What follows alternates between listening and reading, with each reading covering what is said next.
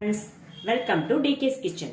இன்னைக்கு நம்ம சூப்பரான திண்டுக்கல் மட்டன் பிரியாணி எப்படி செய்யறதுன்னு பார்க்க போறோங்க. இப்போ மட்டன் 700 கிராம் அளவுக்கு கழுவி சுத்தம் பண்ணி எடுத்து வச்சிருக்கு. நம்ம பிரியாணி பண்றதுக்கு மட்டனை முதல்ல வேக வச்சுக்கலாம். குக்கர்ல இந்த மட்டன் போட்டுக்கலாம். இதுக்கு 1 ஸ்பூன் அளவுக்கு நெய் ஆட் பண்ணிக்கலாம். உப்பு இந்த மட்டன் வேகிற அளவுக்கு சேர்த்திக்கலாம். தண்ணி மட்டன் முழுகிற அளவுக்கு மட்டும் நம்ம ஊற்றிக்கலாம். மட்டன் இப்போ கொதிக்க ஆரம்பிச்சிருச்சு. இதை நம்ம ஒரு பெரட்டி விட்டுட்டு மூடி போட்டுடலாம்.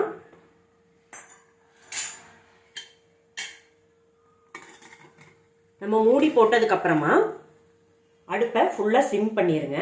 இதை நம்ம ஒரு 5 விசில் வரைக்கும் சிம்லேயே வைப்போம். கொஞ்சம் லேட் ஆகும், இருந்தாலும் மட்டன் நல்லா சாஃப்டாக வெந்திருக்கும். நம்ம ஹை ஃப்ளேமில் வைக்கும்போது விசில் சீக்கிரமா வந்துடும், ஆனால் மட்டன் ஹார்டாக இருக்கும். சிம்ல வைக்கும்போது மட்டன் நல்லா ஜூஸியா சாஃப்டா வெந்துடும். இப்போ இது விசில் வரட்டும். விசில் அடங்கிருச்சுங்க. இது நம்ம ஓபன் பண்ணிடலாம்.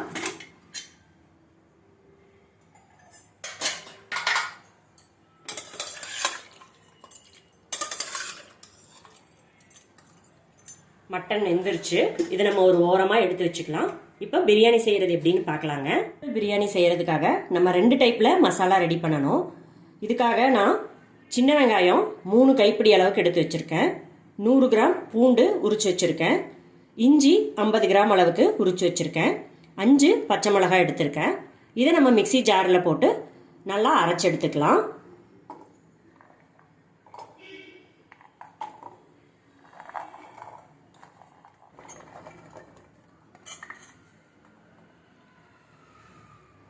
இதை நல்லா நைஸா பேஸ்ட் மாதிரி அரைச்சு எடுத்துக்கலாம். இப்போ இஞ்சி பூண்டு பச்சை மிளகாய் வெங்காய பேஸ்ட் அரைச்சாச்சுங்க. இப்போ நம்ம பிரியாணி பண்ண ஸ்டார்ட் பண்ணிடலாம். இப்போ இந்த பிரியாணி மசாலா செய்யறதுக்காக நான் இந்த ஸ்பூன்ல 2 ஸ்பூன் அளவுக்கு கொத்தமல்லி எடுத்திருக்கேன். 1 ஸ்பூன் மிளகு, 1 ஸ்பூன் சீரகம், ஒரு பிரியாணி இலை, 10 முந்திரி பருப்பு, 3 சின்ன துண்டு பட்டை, கல்பாசி கொஞ்சமா எடுத்திருக்கேன். ஜாவித்ரி ஒரு சின்ன துண்டு தான் 2 பீஸ் எடுத்திருக்கேன். 10 கிராம்பு, 5 ஏலக்காய், ஒரு அன்னாசி பூ, 1 ஸ்பூன் சோம்பு. இது எல்லாத்தையுமே நம்ம மிக்சி ஜாரில் போட்டு நல்லா பொடியா அரைச்சு எடுத்துக்கலாம்.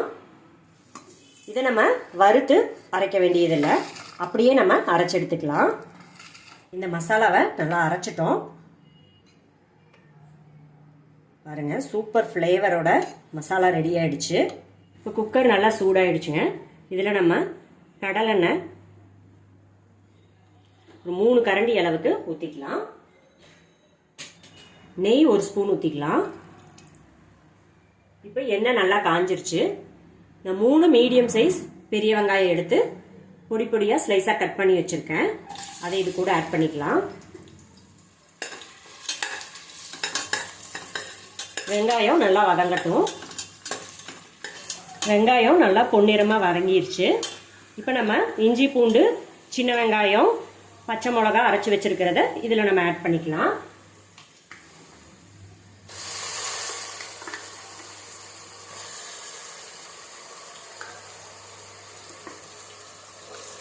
இதை நல்லா வதக்கிக்கலாம்.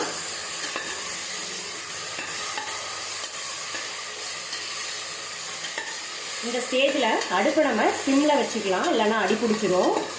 நான் இன்னைக்கு 1/2 கிலோ அளவுக்கு சீரக சம்பா அரிசி எடுத்திருக்கேன். இந்த டம்ளரில் 4 டம்ளர் வரும். சீரக சம்பா அரிசி பார்த்தீங்கன்னா நல்லா பொடி பொடியாக நல்லா மணமாக இருக்கும். திண்டுக்கல் பிரியாணி சீரக சம்பாவில் தான் செய்வாங்க. இதை நம்ம ஒரு 2 டைம் தண்ணி விட்டு அலசி எடுத்துட்டு இந்த அரிசிக்கு தேவையான அளவு தண்ணி விட்டுக்கலாம். நம்ம முதல்லையே மட்டன் 1 டம்ளர் விட்டு வேக வச்சு எடுத்திருக்கோம். அந்த தண்ணியை கழிச்சிட்டு மிச்ச தண்ணியை இதில் ஊற்றி நம்ம ஊற வச்சுக்கலாம். 2 டைம் கழுவி எடுத்துட்டோம். இதுக்கு தண்ணி பார்த்தீங்கன்னா 4 டம்ளருக்கு 8 டம்ளர் தண்ணி விடணும். நான் 7 டம்ளர் தண்ணி விட்டுருக்கேன்.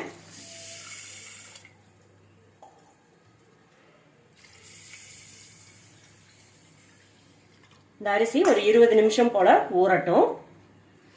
இந்த மசாலா நல்லா வெந்துருச்சுங்க. இதில் நம்ம ஒரு கைப்பிடி அளவு கொத்தமல்லி சேர்த்திக்கலாம், ஒரு கைப்பிடி புதினா சேர்த்திக்கலாம்,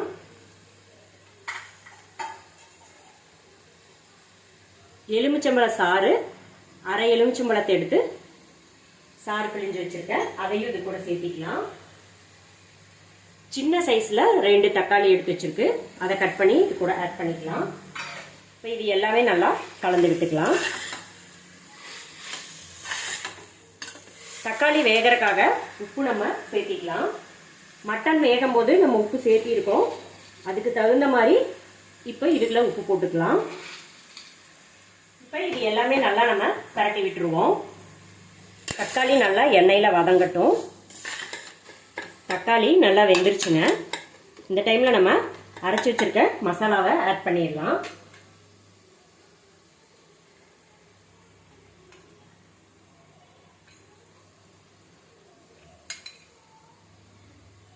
மிளகாத்தூள் 1 ஸ்பூன் சேர்த்திக்கலாம். இந்த மசாலா எண்ணெயில் நல்லா வதங்கணும். மசாலா நல்லா எண்ணெயில் வதங்கிருச்சு. இப்போ நம்ம வேக வச்ச மட்டனை இது கூட ஆட் பண்ணிக்கலாம்.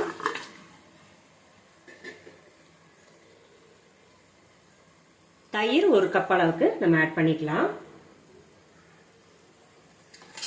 இதை நல்லா ஹை ஃப்ளேமில் வச்சு நல்லா கலந்து விடுவோம். மட்டன் ஒரு 2 நிமிஷம் போல் நல்லா எண்ணெயில் வதங்கட்டும். இப்போ நான் மட்டன் மட்டும்தான் ஆட் பண்ணியிருக்கேன், அந்த தண்ணியை தனியாக எடுத்து வச்சுருக்கேன். மட்டன் ஒரு 5 நிமிஷம் போல் எண்ணெயில் நல்லா வதங்கினதுக்கு அப்புறமா அந்த தண்ணியை நம்ம இது கூட ஆட் பண்ணிக்கலாம். ஒரு 5 நிமிஷம் போல் வெந்துருச்சுங்க. இப்போ நம்ம மட்டன் வேக வச்ச தண்ணியை இதில் ஆட் பண்ணிக்கலாம்.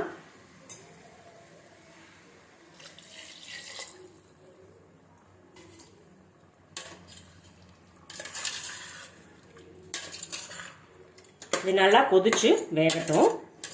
இப்போ இந்த மசாலா நல்லா கொதிச்சுட்டு இருக்கு. இது நல்லா எண்ணெய் திரிஞ்சு வேகிற அளவுக்கு நம்ம மூடி போட்டு சிம்மில் வச்சிடலாம் அடுப்பை. ஒரு 5 நிமிஷம் போல நல்லா வேகட்டும். நம்மளுக்கு மட்டன் குக்கரில் விசில் வச்சதுனால வெந்துருச்சு. மசாலா மட்டும் நம்ம எண்ணெய் திரிஞ்சு வெந்தா போதும்.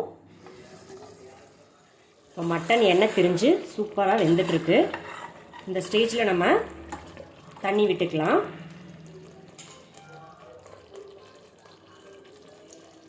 அரிசி ஊற வச்சிருக்கிற தண்ணி அப்படி இதில் ஆட் பண்ணிக்கலாம். தண்ணி விடும்போது அடுப்பு நல்லா ஹை ஃப்ளேமில் வச்சுக்கோங்க. இது நல்லா கலந்து விட்டுக்கலாம். தண்ணி நல்லா கொதிக்கட்டும், அதுக்கப்புறமா நம்ம அரிசி ஆட் பண்ணிக்கலாம். இப்போ தண்ணி நல்லா கொதிச்சிருச்சு. இந்த ஸ்டேஜில் நம்ம அரிசி ஆட் பண்ணிக்கலாம்.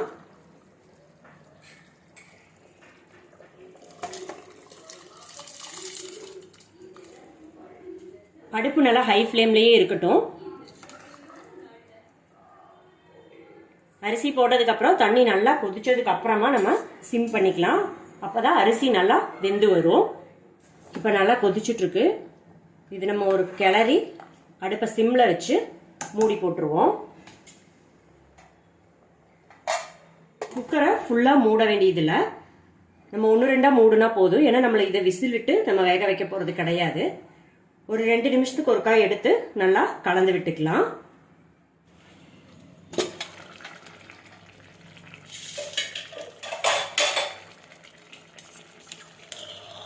அரிசி நல்லா வெந்து வந்துருச்சுங்க. 3/4 பதம் வெந்துருச்சு. நீ நம்மளுக்கு தம்ல மிச்சமா வெந்துரும். இந்த ஸ்டேஜ்ல நீங்க உப்பு காரம் பார்க்கறதுனா பாத்துருங்க. இது நம்ம தம் போடுறதுக்காக ஒரு பழைய தோசைக்கல் இருந்துச்சுன்னா அதை எடுத்து நம்ம ஹீட் பண்ணிக்கலாம். ஹீட் பண்ணிட்டு அதுக்கப்புறமா நம்ம இந்த குக்கரை அது மேலே வச்சு மூடி போட்டு ஃபுல்லாக க்ளோஸ் பண்ணி வச்சிடலாம். இப்போ நான் தோசைக்கல்லை வச்சு அடுப்பை ஆன் பண்ணி வச்சுட்டேங்க. இப்போ நம்ம குக்கரை இதில் வச்சுக்கலாம்.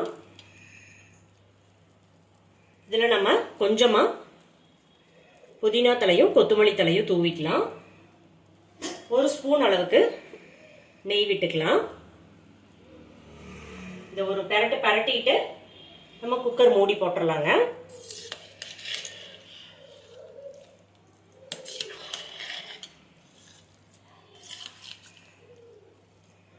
அவ்வளோதாங்க. நல்லா அமுக்கி விட்டுட்டு குக்கர் மூடி போட்டு நல்லா க்ளோஸ் பண்ணிடலாங்க. ஒரு 5 நிமிஷம் போல தோசைக்கல் சூடாகிற அளவுக்கு அடுப்பை நம்ம சிம்ல வச்சுக்கலாம். அதுக்கப்புறமா நம்ம அடுப்பை ஆஃப் பண்ணிடலாம். ஒரு 1 மணி நேரம் போல அப்படியே தம்ல இருந்துச்சுன்னா சூப்பரா உதிரி உதிரியான பிரியாணி நம்மளுக்கு கிடைச்சிரும்.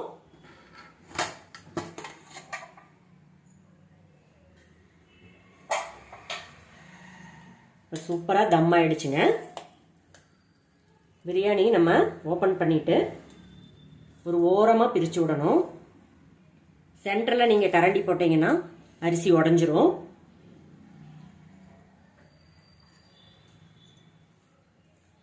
பாருங்க சூப்பரா உதிரி உதிரியா ரெடி ஆயிடுச்சு.